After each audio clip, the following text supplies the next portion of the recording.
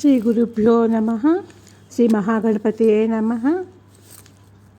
భూమోస్కల్తపాదానాం భూమిరేవావలంబనం త్వయి జాతాపరాధానాం తమేవ శరణం శివే.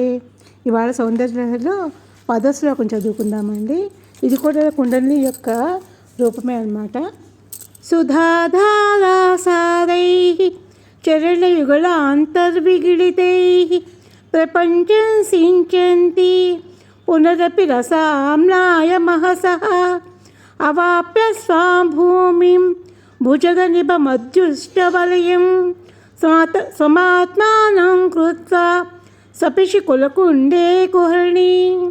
కుండలిని రూపమైన తల్లి సహస్రార పద్మమున నీ పాదముల జంట నుండి జాలువారే అమృతధారల ప్రవాహాలచే 72,000 నాడులను పంచభూత మనోమయ ప్రపంచాన్ని తడుపుచున్నదానివి అనంతరము రసమయమైన తేజోరూపముతో సహస్రార చంద్రబంబం నుండి నీ స్థానమైన మూలాధారాన్ని చేరుకుందువు. అచ్చట 3.5 చుట్లు గల సర్పాకారముగా నిన్ను నీవు మలుచుకొని కులకండపు గుహలో నిద్రింతువు అని దీని భావం అండి. సుధాసారాభివర్షిణి కులకుండాలయ అకుల సమయాంతస్స. ఇవి లలితాసహస్రనామంతో సంబంధం ఉందండి. సుధాధారాసారైః చరణయుగళాంతర్విగిళితైః ప్రపంచం సించంతి పునరపి రసామ్నాయమహసః అవాప్య స్వాం భూమిం భుజగనిభమధ్యుష్టవలయం స్వమాత్మానం కృత్వా సపిషి కులకుండే కుహరిణి. కుండలిని యోగ సాధన స్వరూపంతో చెప్పబడుతుందండి.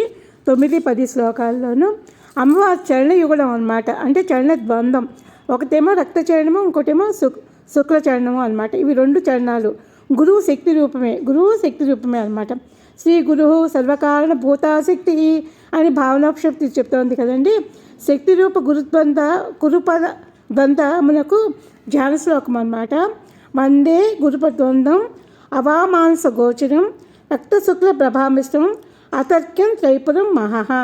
ఇదేంటంటే గురువుని ధ్యానించే శ్లోకం అండి. ఇది కూడా మనం అనుకుంటూ కనుక ఈ శ్లోకాన్ని మనం ధ్యానం చేస్తే అమ్మవారి పాదాలు అన్నమాట. వాటిని ధ్యానం చేసి పైనుంచి అండి సహస్రాల నుంచి అమ్మవారి కాంతులు కింద మూలాధారం దాకా ప్రవహిస్తున్నట్టుగా మనం భావించాలన్నమాట. భావిస్తే కనుక మనకి ఆ భావం తెలుస్తుందండి. బాగా మనం కాన్సన్ట్రేట్ చేసి ధ్యానం చేస్తే కనుక అమ్మవారి పాదాలు మన పైనుంచి కింద దాకా ఆవిడ వర్షం అన్నమాట. ఇలాగా సుధాధార అమృత సార్ అన్నమాట ఇలా